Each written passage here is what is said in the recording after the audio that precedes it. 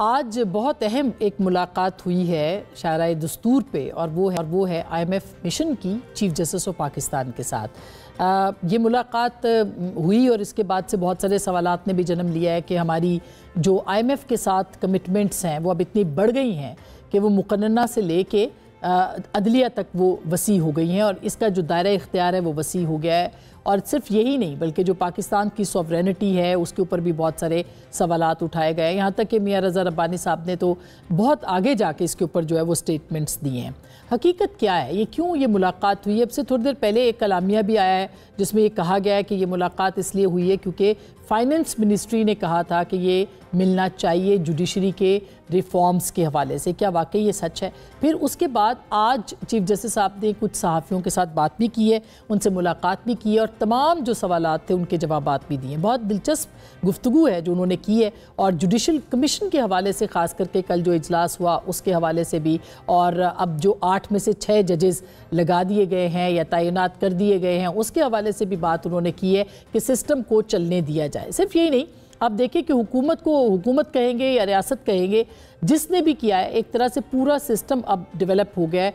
अदलिया जो है वो एक नई अदलिया के तौर पर वजूद में लाई गई है। ये इस्लाहात हैं या फिर ये अदलिया का बिगाड़ है, ये बहस पाकिस्तान के अंदर चल रही है। इसके ऊपर ज़रूर बात करेंगे और ख़ास करके चीफ जस्टिस साहब को इस बात का यकीन क्यों है कि चीज़ें जो है वो ठीक हो जाएंगी, वो बदल जाएंगी। कल क्या हुआ जुडिशल कमीशन की कार्रवाई के दौरान, ये भी बहुत अहम है। आपने वकला का एहतजाज भी देखा, कहा जा रहा है कि ये एक नाकाम एहतजाज था, लेकिन बहरहाल लोग सड़कों पे आ रहे हैं। वो वेंटिलेशन के लिए आ रहे हैं या वो बाकायदा एक तहरीक की सूरत आगे बढ़ेंगे, ये भी सवाल अपनी जगह पे बरकरार है। दूसरी जानिब अगर आप देखें तो पाकिस्तान तहरीक इंसाफ ने 8 फरवरी को जो एहतजाज किया उसके ऊपर भी बहुत सारे सवालात उठ गए कि उसको भी वो पजीराई नहीं मिल सकी जो कि मिल सकती थी। लेकिन इसके साथ साथ आप ये देखिए कि जो मामलात आगे बढ़े हैं जिस तरह से, मसलन खतूत का मुसलसल आना, आर्मी चीफ के नाम इमरान खान साहब के, और फिर जो तरसीलात ज़र के हवाले से यानी जो रेमिटेंसेस के हवाले से इमरान खान साहब की अपील थी